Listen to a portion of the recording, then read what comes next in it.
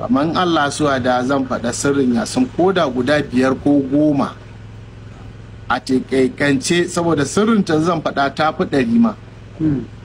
Na farko zan kawo sirrinta, girmanta tsakaninta da Ubangiji. Zan kawo kuma girmanta tsakaninta da bawa da Ubangiji idan mai karanta ta.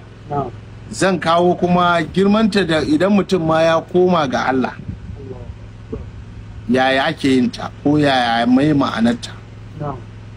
Na farko shine a yasin ɗan jarida ana karanta ma mamaci, wato mamacin da ya mutu kamar makabarta, ana karanta ta a makabarta.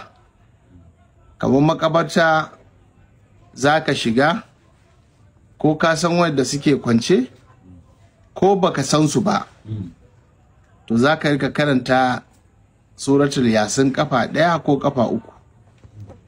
to Ubangiji ya ce, annabi da kanshi yake cewa, ya ce duk mutumin da ya shiga makabarta karanta ya suratul yasin, to duk azabar da ake wa wa'innan mamata a wannan lokacin ana dakatar da su, ana sauƙaƙa musu wannan azaba, su samu rahaman Ubangiji. Kuma duk mutumin da yake kwance a cikin wannan kabarruka, annabi ya ce ladansu za a ba wa wannan bawa da ya karanta musu suratul yasin. To kaga tana da fa'ida ko ba ta da shi? To kaga tana da fa'ida.